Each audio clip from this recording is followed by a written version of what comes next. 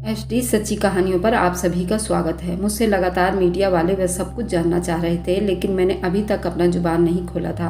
मेरी 2-3 तारीख भी निकल गई थी, पर मैं हर तारीख पर अपना मुंह बंद रखता था। मीडिया, अखबार मुझसे वह सब कुछ जानने की कोशिश कर रही थी। मैं लगातार अपने मुंह पर ताला लगाया हुआ था। पहले तो मैं शर्मिंदा था, मैं लोगों से नजरें नहीं मिला पा रहा था, लेकिन आज मेरे सजाए मौत का दिन था और सभी मीडिया, अखबार मेरे सामने थी। मैंने अपनी जुबान बंद रखी थी, लेकिन मैं आज सब कुछ बता देना चाहता था और अपने आप को अपने गुनाहों का इबरत का निशान बनाना चाहता था, ताकि ये गुनाह दोबारा ना दोहराया जा सके। मैं कोई गरीब आदमी नहीं था, मेरी करोड़ों की प्रॉपर्टी थी और मैं एक हाई सोसाइटी में पला बड़ा था और मैंने तो बचपन का पूरा 10 साल विदेश में भी बिताया था। उसके बावजूद भी ये गुनाह कर बैठा था और मेरा आज आखिरी दिन भी था। और मेरी कहानी ये थी, मैं तालिबान के अस्पताल में डॉक्टर था।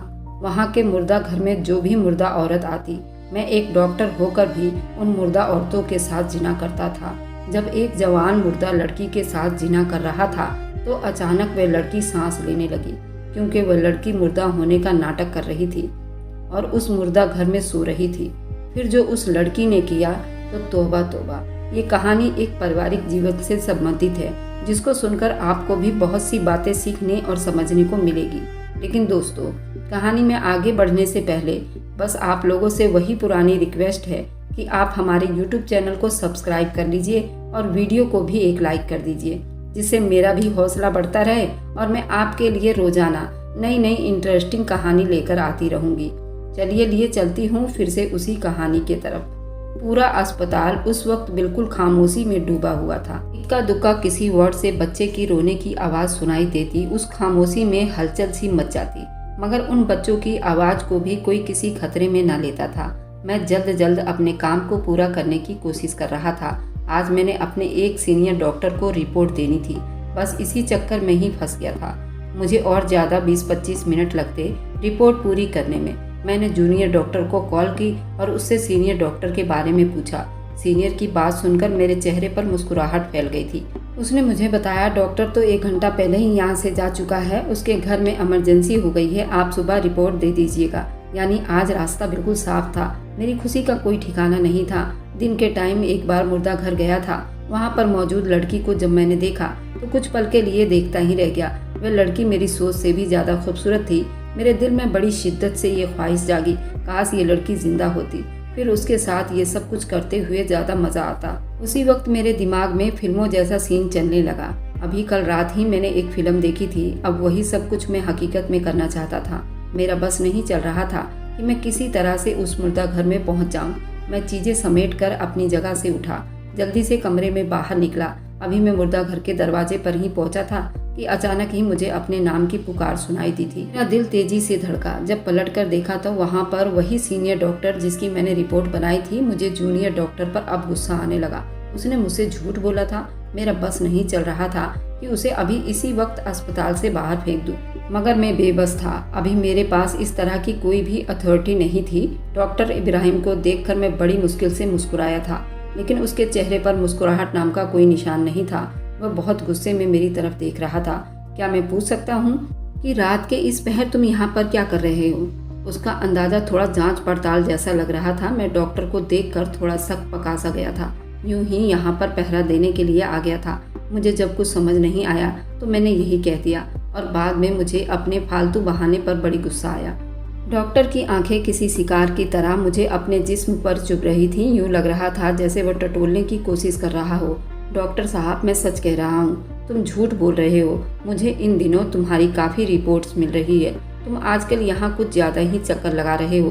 सब ठीक तो है ना? अब की बार उसने मुझसे गुस्से में पूछा था। मैंने भी इस बार अपना शब्द मजबूत किया और उससे कहा, सबसे पहली बात ये कि आपका काम नहीं बनता कि आप मुझसे इस तरह का सवाल करें। दूसरा अहम बात ये कि मैं इस अस्पताल का मालिक हूँ और यहाँ पर काम कर रहा हूँ। ये अस्पताल मेरे बाप ने बनवाया है। नेता वगैरह के साथ भी मेरा अच्छा संबंध है। मैं जहाँ चाहूँ वहाँ पर जा सकता हूँ। आप मुझसे सीनियर है, इसलिए मैं आपकी बहुत इज्जत कर रहा हूँ। मैं नहीं चाहता यहाँ देख रेख विभाग को मैं या अपने आप के साथ किसी भी तरह की बदतमीजी करवाऊँ। ये बोलकर मैं साइड होकर निकल गया, क्योंकि अब ये डॉक्टर कुछ ज़्यादा ही मेरे सर पर चढ़ गया था। मैंने उसी टाइम फैसला कर लिया था, अगले दिन अपने बाप को कहूँगा कि उसे इस अस्पताल से निकाल दें। बेचैनी के मारे मेरा बहुत बुरा हाल था। मैं अपने जज्बात को कंट्रोल करने की कोशिश कर रहा था, काबू में नहीं आ रहे थे। उस लड़की का नाजुक बदन, उसका खूबसूरत चेहरा बार बार मेरी नज़रों के सामने घूम रहा था। मैं कमरे की चीज़ें जोर जोर से जमीन पर पटकने लगा। दिल कर रहा था सब कुछ ही बर्बाद कर दूं। असल में सब्र करने की आदत नहीं थी। मैंने हमेशा ही जिस चीज़ की ख्वाहिश की थी वो मुझे मिल जाती थी, और ये ख्वाहिश तो वैसे भी बहुत जानलेवा थी, जिस पर किसी भी तरह का समझौता करना नामुमकिन था। मैं पूरी तरह थोड़ी देर से उस जगह का चक्कर लगाता रहा, लेकिन इस बार मैं ध्यान रख रहा था कि कोई मुझे देख ना सके। हर बार ही मुर्दा घर के दरवाजे के सामने कोई ना कोई मौजूद होता था। सुबह मैं जो ही इरफान डॉक्टर के पास गया, मुझे देखकर वह एकदम घबरा गया था, साइड से निकलने ही लगा था। मैंने उसका बाजू जोर से पकड़ा और उसे झटका देते हुए कहा, तुम मेरे साथ इतना बड़ा धोखा कैसे कर सकते हो? वह मुंह बनाने लगा और कहने लगा, डॉक्टर जी देखिए, इसमें मेरी कोई गलती नहीं है। मुझसे सीनियर डॉक्टर ने पूछा था तो मैंने उन्हें बता दिया कि आप इस वक्त मुर्दा घर में जा रहे हैं। मैंने उसका मुंह दबोचा और उससे कहा कि जब मैंने तुम्हें एक बार कह दिया था कि तुमने किसी को भी इस बारे में नहीं बताना, तो तुमने मेरे साथ ये गद्दारी कैसे की? उसने मेरे सामने हाथ जोड़ दिए और माफ़ी मांगते हुए कहने लगा, माफ़ कर दीजिए, दोबारा ऐसा कभी नहीं होगा। मैंने उसके इस बात का कोई भी जवाब नहीं दिया, चुप से दोबारा मुर्दा घर चला गया, क्योंकि आज मुझे ये पक्की खबर मिली थी कि सीनियर डॉक्टर किसी दूसरे अस्पताल के दौरे पर गया हुआ है। उस मौके को अपने हाथों से निकलने नहीं दे सकता था। जैसे ही मैं अंदर दाखिल हुआ, मेरा स्वागत एक धीमी सी बदबू ने की, मगर इस बदबू से भी मुझे बहुत ज़्यादा मोहब्बत हो गई थी। अगर कुछ दिन तक मैं ये सब कुछ महसूस ना करूं, तो मेरी हालत एक पागल कुत्ते जैसी हो जाती। मैं बहुत ज़्यादा बहसी बन जाता हूँ और फिर मेरे सामने जो भी आता था मैं उसे नुकसान पहुँचाता था। सामने ही वह लड़की लेटी हुई थी। उसके जिस्म पर उस वक्त किसी भी तरह का कोई कपड़ा मौजूद नहीं था, सिर्फ एक सफ़ेद रंग की चादर थी जिसे उसके वजूद को लपेटा गया था, और ये सब कुछ मेरे कहने पर किया गया था ताकि मुझे अपने काम में किसी तरह की कोई दुश्वारी ना आए। मेरे पास वक्त बहुत कम था, मैंने थोड़े टाइम में ही ये सब करना था। जैसे जैसे उसकी तरफ बढ़ रहा था, वैसे वैसे मेरा जोश बढ़ता जा रहा था। मुझे अपने वजूद पर ताकत बढ़ने का भी एहसास हो रहा था। कुछ थोड़े कदम के फासले पर मैं रुक गया। मैंने बड़ी सावधानी से उस पर से कपड़ा हटाया। मेरी आंखें खुली की खुली रह गई। इतना हसीन मैंने कभी नहीं देखा था। उससे पहले कि उसे हाथ लगाता, दरवाजे पर किसी की आने की दस्तक हुई। आवाज़ सुनकर मैं बहुत बुरी तरह से घबरा गया। उस लड़की का जो वजूद अभी बगैर किसी कपड़े का था, मैंने एक नज़र उसको देखा। मैं उसे छोड़कर नहीं जाना चाहता था। फिर मैंने उसके कान में कहा कि मैं बहुत जल्द तुमसे दोबारा मुलाकात करूंगा, और बहुत जल्दी ही मैं तुम्हारा प्यास बुझाऊंगा और तुम्हें अपने नाम कर दूंगा। बेबसी के मारे मेरा बुरा हाल था, क्योंकि अब मैं वहाँ पर ज़्यादा देर नहीं रुक सकता था। मैंने फैसला कर लिया था कि अब अगले ही दिन वहाँ पर जाऊंगा और अपना काम पूरा करके ही आऊँगा। मैं इस तरह के काम के लिए खुद को तैयार कर चुका था। मुझे पता था किसी भी वक्त कुछ भी हो सकता है। कमरे के अंदर एक खुफिया दरवाज़ा भी था जिसके बारे में सिर्फ और सिर्फ मुझे ही पता था। मैंने तेज़ी से उस दरवाजे की तरफ बढ़ा और वहाँ से खुफिया दरवाजे से बाहर निकल गया। लेकिन कमरे से निकलते हुए मैंने उस लड़की के वजूद को दोबारा से कपड़े में लपेट दिया था, किसी को भी किसी तरह का कोई शक न हो। मैं जानता था वे लोग शिकायत लेकर मेरे पास ही आएंगे, क्योंकि उस वक्त मैं ही वहाँ पर मौजूद था। थोड़ी देर के बाद मेरे ऑफिस में हलचल मच गई थी। 3 लोग मेरे सामने खड़े थे और यही कह रहे थे कि किसी ने मुर्दा घर के अंदर जाकर अंदर से दरवाज़ा लॉक कर दिया था। मैंने एक गहरी सांस ली और उन्हें कहा, तुम्हें मुर्दा घर के अंदर कोई मिला? उन्होंने तेजी से नामे सिर हिलाया। मुझसे कहने लगे, नहीं मिला तो कोई भी नहीं, लेकिन हमें यकीन है कोई अंदर गया जरूर था। मैंने उन्हें कहा, कोई अंदर मौजूद होता तो तुम्हें जरूर मिल जाता, क्योंकि मुर्दा घर कोई इतना बड़ा नहीं। अगर कोई छुप जाए तो उसे ढूंढना मुश्किल हो जाए। उस खुफिया दरवाजे के बारे में किसी को बताना नहीं चाहता था। मैंने उससे पहले भी रात को किसी आदमी को मुर्दा घर में जाते हुए देखा। अचानक से ही सफाई करने वाली बोल पड़ी। उसकी बात सुनकर मैं तेजी से उसकी तरफ देखा। उसकी आंखों में उस वक्त एक अजीब सी चमक मौजूद थी और वह यकीन के साथ मेरे चेहरे की तरफ देख रही थी। उसके चेहरे के असर को देखकर मुझे अंदाजा हो गया था। हकीकत के बारे में किसी न किसी हद तक अंदाजा हो गया है। दोबारा से मुझसे कहने लगी, आज भी मैंने पिछले दरवाजे से किसी को निकलते हुए देखा था। अब की बार मुझे लगा मेरे कदमों के नीचे से जमीन निकल जाएगी, लेकिन हो सकता है वो मेरी गलतफहमी हो। ये कहकर वो मुस्कुराने लगी। मैंने उन सब लोगों को कहा, ये सिर्फ और सिर्फ तुम लोगों की गलतफहमी है। अब जल्दी से यहाँ से जाओ, मेरा दिमाग खराब मत करो। मैंने उन लोगों के लिए नसीहत की थी, इस बारे में किसी को भी पता नहीं चलना चाहिए और सीनियर डॉक्टर को तो खबर भी नहीं होनी चाहिए। अगर मुझे पता चला कि किसी ने इस बारे में सीनियर डॉक्टर को बता दिया है तो मैं उसे इस अस्पताल से बाहर निकाल कर फेंक दूंगा। मेरी बात सुनकर वह सफाई करने वाली और दोनों गार्ड डर गए और जबकि वह औरत जिस अंदाज में मेरी तरफ देख रही थी, यूँ लग रहा था जैसे उसे मेरी इन बातों से कोई फर्क नहीं पड़ रहा हो। मुझे भी उस औरत से खतरा महसूस होने लगा। मुझे पता चल गया था वह औरत कोई मामूली औरत नहीं है, बल्कि उसकी वजह से मैं किसी बड़ी मुश्किल में फंस सकता हूँ। अब मैंने थोड़ी सावधानी बरती और साथ साथ उस औरत पर नज़र रखनी शुरू कर दी थी। उस औरत की ये बात सुनकर मैं बहुत बुरी तरह से चौंक गया था। उसने मुझे कहा था मेरा इस सबसे गहरा संबंध है। ये बात उसने कमरे से बाहर निकलते वक्त ही कही थी। मैं उसी के बारे में ही सोच रहा था। मैं पूरा दिन काम करने की वजह से बहुत बुरी तरह से थक गया था। अपनी कुर्सी पर बैठा हुआ था, अचानक ही आंख लग गई। आज मैंने दोबारा से वही सपना देखा था। मैं दोबारा से डर में हो गया था। मेरा पूरा बदन पसीने में भीग गया था। मुझे लग रहा था मेरा दम निकलने वाला हो गया हो। उस लड़की की चीखें मुझे चैन से जीने नहीं देती थी। मैं जब भी किसी दिन सुकून में होने का कोशिश करता तो वह लड़की मेरे सपने में आ जाती थी। मेरे सपने में आकर मुस्कुराती थी, मुझे कहती थी देखो तुम्हारा क्या हाल हो गया है। उसकी बातें सुनकर मैं चीखता चिल्लाता, उसे कहता तुमसे बहुत अच्छी हालत में मौजूद हूँ। वह हंसने लगती। मैं सपने में भी पागल हो जाता था। मैं उसे पकड़ने की कोशिश करता था, उसके पीछे भागता था, लेकिन वह लड़की मेरे हाथों से निकल जाती थी। मैं अपनी कुर्सी पर बैठा गहरी गहरी सांस ले रहा था। एक नज़र मैंने सामने मौजूद दरवाजे पर डाली। मेरे चेहरे पर उस वक्त डर के असर दिखाई दे रहे थे। जोर जोर से अपने चेहरे पर थप्पड़ मारने लगा था और खुद को तसल्ली देते हुए कहने लगा कि नहीं नहीं, मैं किसी से भी नहीं डरता, मुझे किसी से भी डर महसूस नहीं होता। और फिर हमेशा की तरह मैं फूट फूट कर रोने लगता। मैं अपने बालों को जोर जोर से खींच रहा था। न जाने कितने बाल जड़ से निकल आए थे, मगर मुझे उस चीज़ की जरा भी परवाह नहीं थी। मेरे दिल में उस वक्त बहुत तकलीफ हो रही थी। मुझे समझ नहीं आ रहा था आखिर इस परेशानी का मैं क्या इलाज करूं। दूसरे को मैं सुकून होने की गोलियां देता था, लेकिन खुद मुझे एक पल के लिए भी चैन नसीब नहीं होता था। मुझ पर नींद की गोलियां भी असर नहीं कर रही थी। मैं उसके अलावा बहुत सारी दवाइयां भी ले चुका था, लेकिन मुझे चैन की नींद नहीं आती थी। हमेशा मुर्दा जिस्म मेरी नज़रों के सामने घूमते रहते थे। उनको अलग अलग अंदाज में मसलने की ख्वाहिश मुझे बेचैन करके रखते थे। ये लड़कियां मुझे किसी तितलियों की तरह लगती थी। काफ़ी देर तक मैं उसी हालत में बैठा रहा और खुद को तसल्ली देने की कोशिश करता रहा। जब मैं कुछ सोचने समझने के काबिल हुआ तो मेरा ध्यान उस मुर्दा घर की तरफ चला गया। आज अस्पताल में बहुत कम डॉक्टर मौजूद थे। असल में आज देश भर में डॉक्टरों का हड़ताल हो रहा था, जिसकी वजह से ट्रैफिक जाम था। जहाँ तक मेरा सवाल था, मैं उसी अस्पताल के अंदर ही रहता था, क्योंकि कभी कभी ऐसा होता था रात के किसी भी वक्त मुझे मौका मिल जाता था और मैं यूं मुर्दा घर में जाकर अपनी ख्वाहिश को पूरा कर लेता था। मगर मैं नहीं जानता था इस बार मेरे साथ कुछ ऐसा होने जा रहा है जिसके बाद मैं इस काम के बारे में सोच भी नहीं पाऊंगा। मैं अपने ऑफिस से बाहर निकला ही था कि मुझे उस सफाई करने वाले की आवाज़ सुनाई दी।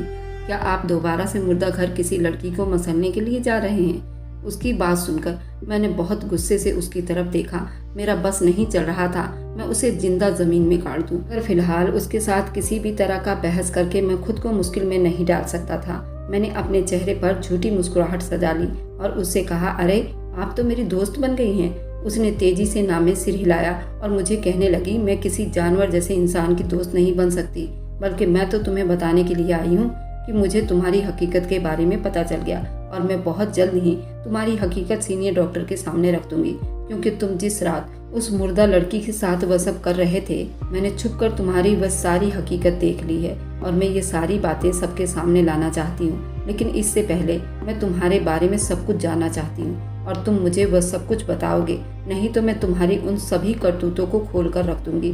फिर तुम्हारी इस अस्पताल में कोई जगह नहीं रहेगी और ना ही तुम किसी को धमकी दे पाओगे। मैं अपनी आंखों में झूठी आंसू ले आया और उसके सामने हाथ जोड़ते हुए कहने लगा, खुदा के लिए मेरे साथ इतना बड़ा जुल्म मत करो। तुमने जो कुछ देखा वह सच नहीं, बल्कि सच तो कुछ और है। और मैं फिर फूट फूट कर रोने लगा।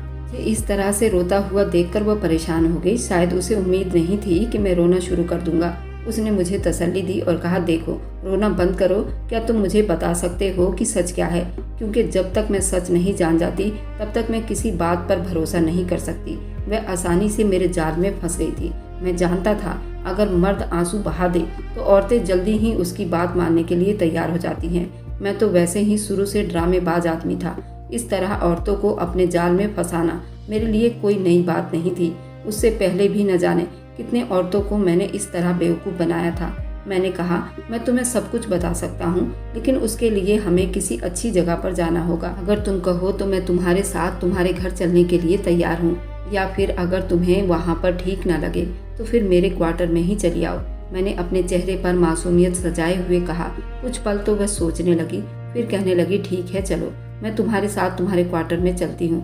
बेवकूफ़ औरत, मैंने दिल ही दिल में उसे कहा। अगर ये बात मैं ऊंची आवाज़ में कह देता तो यकीनन ये बेवकूफ़ औरत मुझे कहीं का भी नहीं छोड़ती। मैं उसे अपने साथ अपने क्वार्टर में ले आया। मेरा पहली बार इस तरह का एक्सपीरियंस था। मैंने उसे अपने सामने बिठाया और उसे कहा, क्या तुम कुछ पीना पसंद करोगी? मेरी बात सुनकर उसने तेजी में ना में सिर हिलाया और मुझसे कहने लगी कि मैं यहाँ पर कुछ खाने पीने के लिए नहीं आई हूँ, बल्कि मैं हकीकत जानने के लिए आई हूँ। तुम मुझे जल्दी से सारी हकीकत के बारे में बता दो, मुझे यहाँ से वापस भी जाना है। अरे यार, इतनी भी क्या जल्दी है, अभी तो आई हो, पहले थोड़ी देर बैठो, कुछ पियो, बात करते हैं, फिर उसके बाद इस बारे में बात करेंगे। वैसे भी ये बात मुझे पसंद नहीं है, क्योंकि ये बात तो बहुत पुराना हो गया है। मैं अपनी जगह से उठा और उसके करीब जाकर बैठ गया। मैंने अपना हाथ उसके जांघ पर रखा ही था। वह हटकर पीछे हुई, मेरी तरफ देखते हुए कहने लगी, तुम क्या कर रहे हो? अभी तो मैंने कुछ किया ही नहीं, अभी तो मैं सिर्फ तुम्हारे पास आकर बैठा हूँ और तुमसे इस बारे में थोड़ी बारीकी से बात करना चाहता हूँ। मेरे अंदर मौजूद शैतान दोबारा से हावी होने लगा था। उस वक्त मुझे सिर्फ मालूम था कि मेरे सामने एक कमज़ोर और जवान लड़की मौजूद है जो पूरी तरह मेरे काबू में है। मैं जो चाहूँ उसके साथ कर सकता हूँ। वह अपनी आंखों में आंसू लाकर कहने लगी, तुमने मुझे बेवकूफ़ बनाया, तुमने मुझे धोखा दिया है। तुम्हें अब महसूस हो रहा है इस बात का, बेवकूफ़ औरत, जब मैंने तुम्हें अपने साथ चलने के लिए कहा था, लेकिन फिर भी तुम मुझ पर यकीन करने के लिए तैयार हो गई। इसमें गलती मेरी नहीं तुम्हारी है। मैंने उसके तरफ मुस्कुराते हुए देखा। मैं सब लोगों को तुम्हारे हकीकत के बारे में बता दूंगी। तुम एक नंबर की घटिया इंसान हो। ये कहकर वहाँ से उठने ही लगी थी कि मैंने उसे एक झटके से दोबारा से उसी सोफे पर बिठाया और उसके बाजू को अपने काबू में करते हुए कहा, तुमसे पहले भी एक औरत ने मेरा पोल खोलने की कोशिश की थी।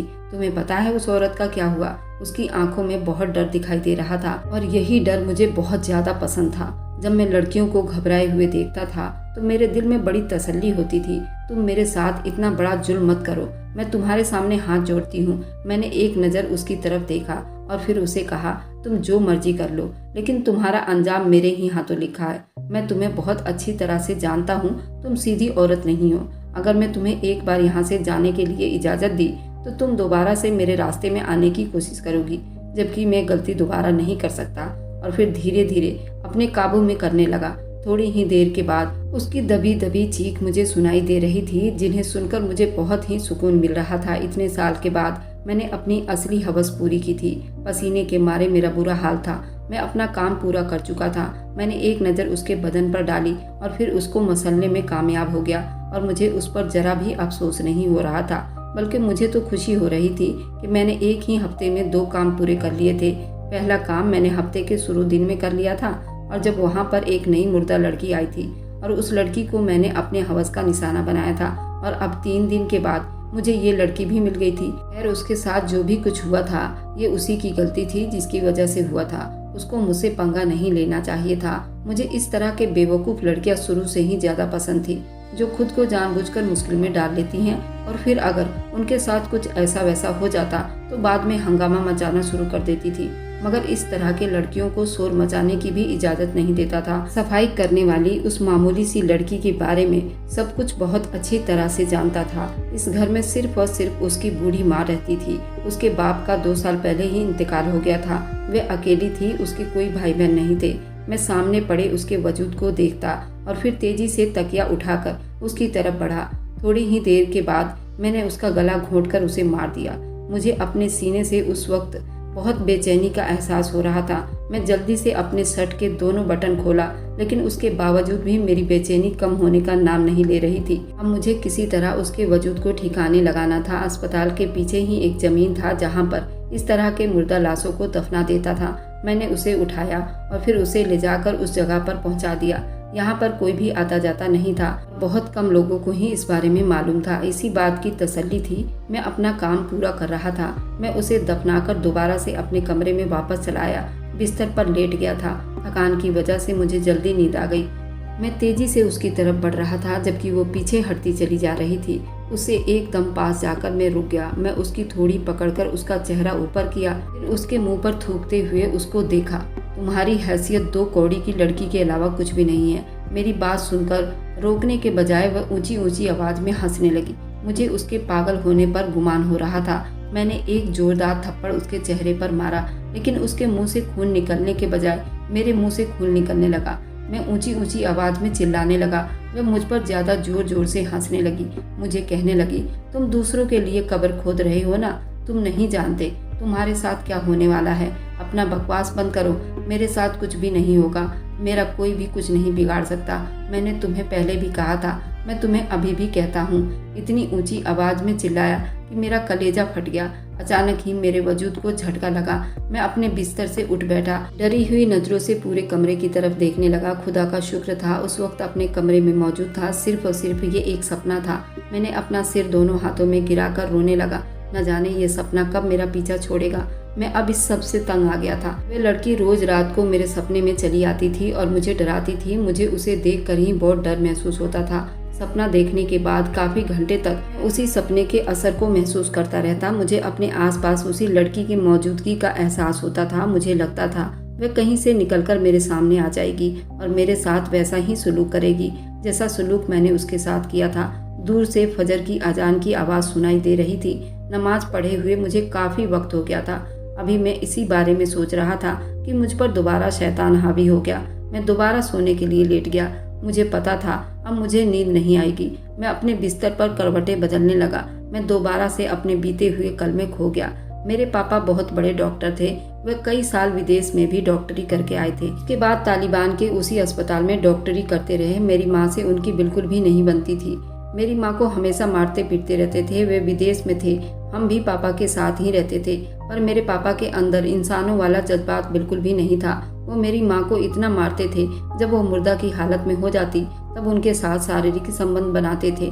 जब उनका काम हो जाता तो बाहर चले जाते। फिर मम्मी को ठीक होने में कई दिन लग जाते। वैसे हमारे पास किसी चीज़ की कोई कमी नहीं थी, हर चीज़ के लिए नौकर था, पर मेरे पापा के इस रवैये से मेरे दिल पर बहुत असर पड़ा। फिर हम लोग अपने देश तालिबान में आ गए थे। यहाँ पर मेरे पापा तो एक अलग ही काम कर रहे थे। वह मुर्दा लाशों को घर पर लाते, उसके अलग अलग पार्ट्स निकाल कर बेचते थे, जिसे हम लोग बहुत अमीर होते जा रहे थे। उसके बाद मेरी माँ को तो वही हाल था। मेरी माँ और हम दोनों ये सारी चीज़ें देखते। फिर एक दिन मेरी माँ ने वह कर दिया जिसकी मैं तो कभी सपने में उम्मीद नहीं कर सकता था। एक दिन एक नर्स के साथ मिलकर मेरी माँ ने पापा को मौत के घाट उतार दिया और उनके मुर्दा शरीर को कई सालों तक तरह तरह के नुकसान पहुंचाती रही। और मुझे देखते देखते 5 साल बीत गए थे। मुझे पापा के मरने का कोई गम नहीं था, क्योंकि उन्होंने माँ को बहुत दुख दिया था। लेकिन माँ भी उनके नक्शे कदम पर चल पड़ी। माँ हर रोज अस्पताल से सिर्फ मुर्दा लड़कों के वजूद को मंगवाती, उस पर तरह तरह के वार करती। सब काम में 2-3 नर्स भी शामिल थी। मुझे उनमें से एक नर्स से मोहब्बत हो गई थी। जब मैंने उस नर्स से अपने मोहब्बत का इजहार किया तो उसने ये कहकर रिजेक्ट कर दिया, मैं किसी भी लड़के से मोहब्बत नहीं कर सकती, क्योंकि मुझे लड़के जात से ही नफरत है। तुम्हारे पापा ने भी मुझे बर्बाद कर दिया है, मैं तुम्हारे काबिल नहीं। अचानक ही 2 दिन के बाद उस नर्स की मौत हो गई। जब मैं उसके मौत की खबर सुनी तो मैं भी बहुत ज़्यादा टूट गया था और मैं उसके शरीर को पाना चाहता था और उसे पकड़कर रोना चाहता था, क्योंकि मैं उससे बेहद मोहब्बत करने लगा था और वह अब इस दुनिया से जा चुकी थी। उसी दिन पहली बार मैंने ये सब काम किया था। मैं मुर्दा घर में पहुंचकर उसके मुर्दा शरीर के साथ चिपक कर 2 दिन तक सोता रहा, उससे अपनी मोहब्बत का इजहार करता रहा। उसके बाद उसके घर वाले उसके मुर्दा शरीर को दफनाने ले गए, लेकिन मेरी आग अभी भी ना बुझी थी। मैं कब्रिस्तान में पहुंचकर उसके मुर्दा शरीर के साथ वो सब करता रहा। कब्रिस्तान हॉस्पिटल के अंदर ही था और ये हॉस्पिटल भी हमारा अपना ही था, तो मुझे इस काम के लिए ज़्यादा कुछ सोचना नहीं पड़ा था। उसी दिन से मैं ये सब कुछ करने लगा और मैं एक गुनाह के रास्ते पर चल पड़ा। और मैंने जब ये सब नहीं करता तो बेचैन हो जाता हूँ। एक दिन हमारे यहाँ पर इस बात के लिए छापा पड़ा कि हम मुर्दा शरीर के अंदर से चीज़ें निकाल कर बेचते हैं। मेरी माँ को भी सजाए मौत हो गई और मैंने भी अपने आप को कानून के हवाले कर दिया है। मेरा भी वक्त आ गया है, कभी भी मेरी मौत मुकर्रर हो सकती है। मैं यहाँ आज जेल में ये सब कुछ बैठकर लिख रहा हूँ मुझे अपने किए की सज़ा तो ज़रूर मिलेगी। मेरी तो दुनिया भी खराब हुई और आखिरत में भी मुझे कुछ हासिल ना होगा। मेरा तो दोनों जहां खराब होगा। मैं आप लोगों से इसलिए बता रहा हूँ, मेरा इस तरह बनने का यही कारण था, मेरे घर का माहौल। अगर मेरे पापा इस तरह ना होते तो मेरी माँ भी उनके कत्ल के बारे में ना सोचती और कत्ल करने के बाद उन्होंने भी वही गुनाह शुरू कर दिया। उसके बाद मुझ पर इन चीज़ों का बहुत गहरा असर पड़ा और मैंने भी एक गलत रास्ते को चुना। मेरी कहानी सुनाने का मकसद यही है, सबसे पहले हम अपने घर के माहौल को ठीक करें ताकि हमारे आसपास हमारे बच्चे सही रास्ते पर चले और उनका दिमाग ठीक हो, स्वस्थ हो। और मेरे मगफिरत की आप सभी लोग दुआ करें। आप लोग ऐसे बुरे काम से बचें। मैंने अपना ज़मीन और सारा हॉस्पिटल उसी लड़की के माँ के नाम पर कर दिया था जिसको मैंने मौत के घाट उतार दिया था और जिसकी वजह से आज मैंने अपना जुर्म भी कबूल कर लिया था और आज अपनी सजाए मौत काट रहा हूँ। कभी भी मेरे मौत का ऐलान हो सकता है क्योंकि मेरा गुनाह कोई छोटा गुनाह नहीं है। अब चाहे मैं जो भी सवाब का काम करूँ उससे मेरे गुनाह पर कोई फर्क नहीं पड़ने वाला। मुझे तो मेरे गुनाहों की सज़ा ज़रूर मिलेगी, लेकिन मेरी कहानी आगे लोगों तक ज़रूर पहुँचाइएगा। शायद उन गुनाह करने वाले लोगों को मेरी कहानी सुनकर डर पैदा हो और गुनाह करने से बाज आ जाएं। अगर आपको आज की कहानी पसंद आई है तो वीडियो को ज़रूर लाइक कीजिएगा और अपने दोस्तों के साथ शेयर भी कीजिएगा। और हाँ, अगर आपने अभी तक हमारे चैनल को सब्सक्राइब नहीं किया है तो ज़रूर सब्सक्राइब कर लीजिए। मिलते हैं हम अपनी कल की एक नई दिलचस्प कहानी के साथ। मुझ पर सदा अपना प्यार और स्नेह बनाए रखें। सभी को मेरा प्यार भरा नमस्कार दोस्तों।